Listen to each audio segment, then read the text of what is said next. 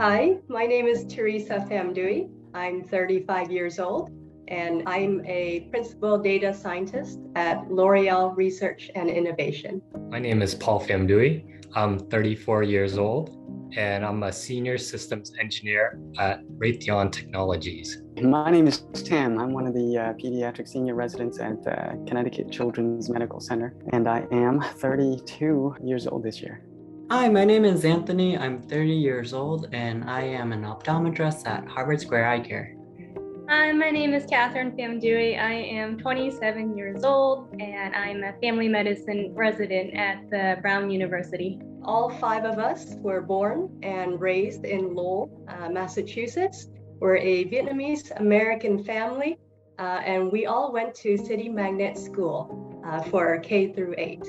During MicroSociety, I do remember two particular jobs. The first was in sixth grade. I owned a business selling collectible stickers, as well as custom printed stickers at the marketplace. In 8th grade, I was also a manager running an art business where I supervised dozens of artists and managed payroll, sales, and learned how to run a very successful business with Mr. Smith, our art teacher.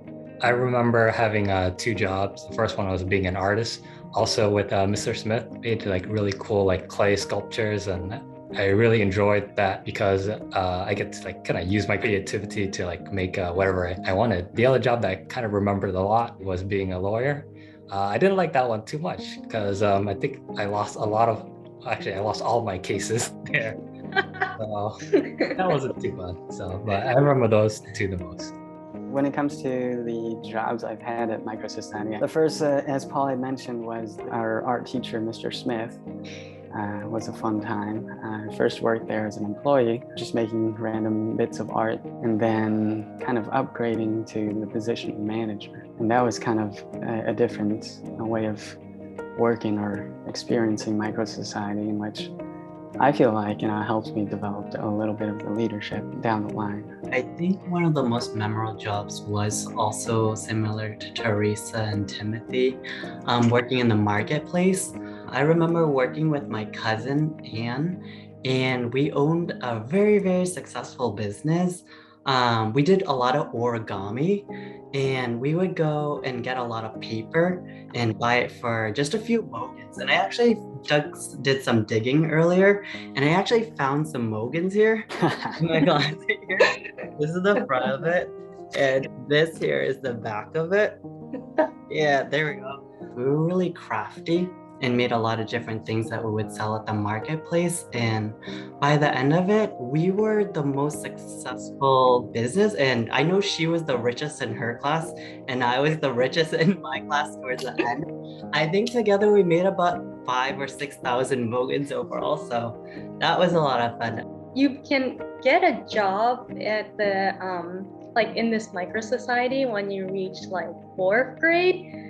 So that was my last year at City Magnet. So what I really enjoyed was being a consumer and getting money through doing well in class. And that's the only way I could get an income, really. But honestly, it was very fun. I had a job eventually. I think I also worked with Anthony and with our cousin in the origami station. So that was really fun. I also worked with Mr. Smith. It was my first time getting to experience making something out of nothing really and making money out of it. So honestly, I think I can say for my siblings as well that it was a really fun experience where you can create things and get something out of it. I think part of the reason why we gravitated towards creative jobs in the beginning is obviously our parental role models. Our father, Tong Phamduy, started his own business creating what he called coping saw art, which is basically wood art that he hand carved and sold during his summers off because he worked as an educator. He spent his summers cultivating that business, selling wood art to find money to raise our family of 5 in Lowell, Massachusetts.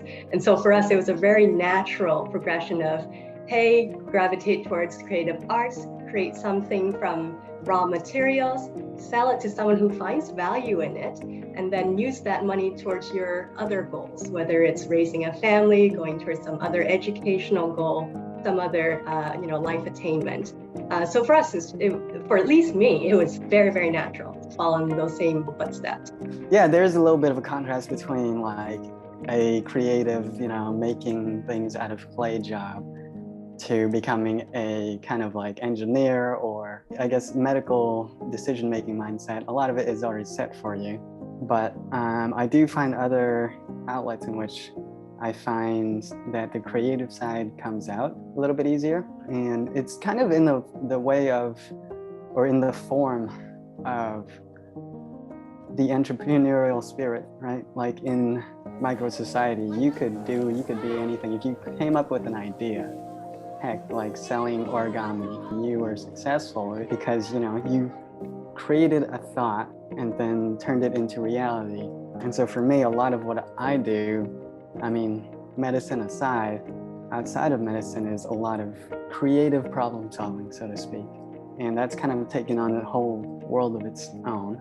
And, could you say potential MicroSociety was a contributing factor to it? I could see that, definitely. It got me to develop creative skills and learn technical skills as well. I remember spending like a good summer, a chunk of my summer vacation, learning origami with the aspiration to make more money during fourth grade to buy more things.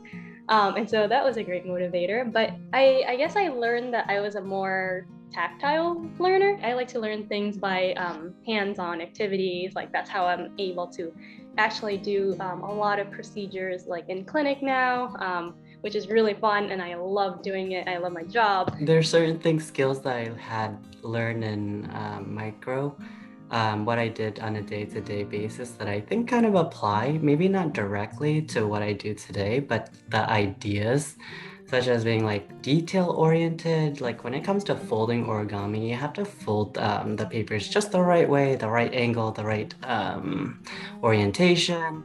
The same goes for what I do on a day-to-day basis as an eye doctor. When it comes to coming up with the right prescription for the patient, it's really important that I kind of listen to what my patient's needs are to come up with the right prescription for them that works for their needs. And it's going back to being a business owner and working with my cousin and kind of figure out what customers might want.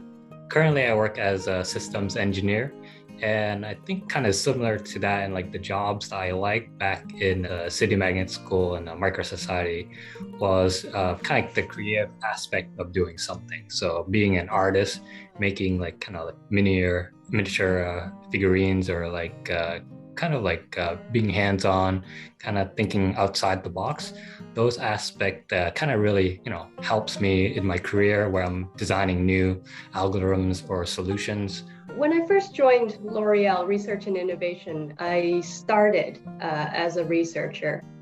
And while research was a wonderful start to my career, I actually found more of a calling in data science and business intelligence. And I do think that my experiences in MicroSociety as part of the art club as a manager really contributed to this calling through working with Mr. Smith and him modeling very healthy interpersonal behaviors. I was able to work out with our more difficult employees to understand how to motivate them to come to work and produce to their heart's content.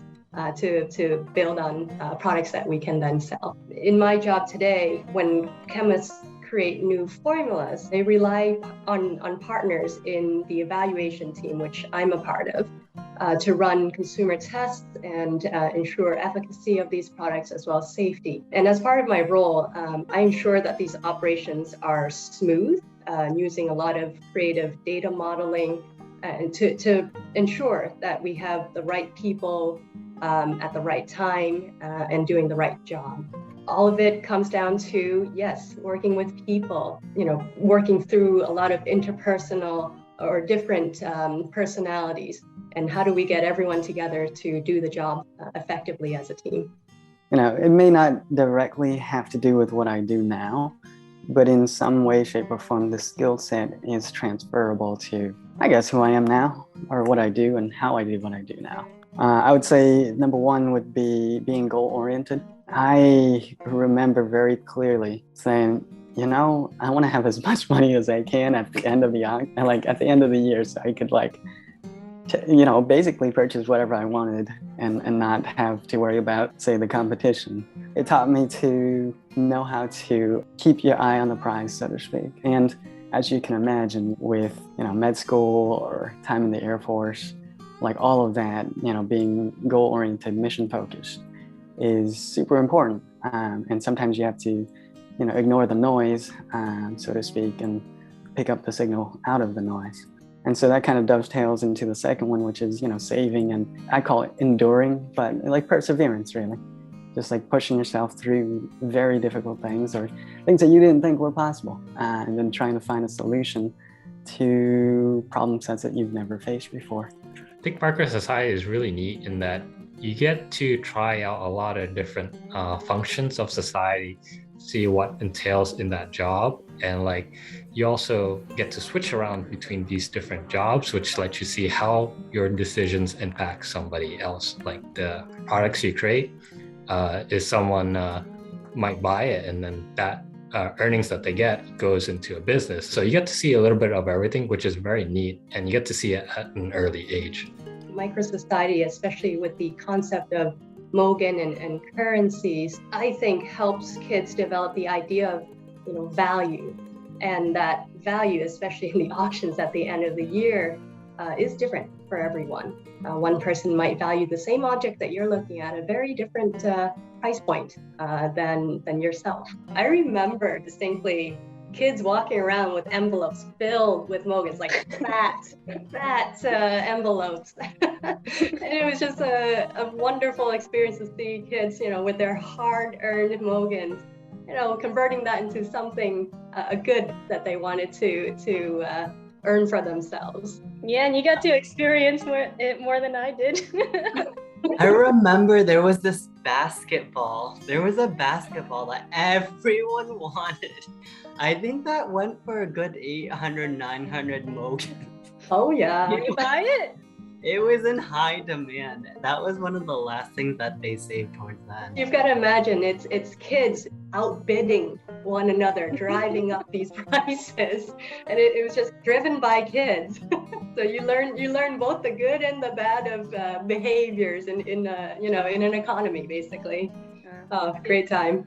I just thought it was fun. I mean, having fun at school is I think one of the most important things to keep kids engaged and kids really wanting to come back for it instead of doing standardized tests and just same thing in, day out. I didn't know it at the time, but I thought everyone in the world did MicroSociety. So I was like, when I, in retrospect, look back and find out other people did not have that experience, I'm like, wow, school must have been terrible.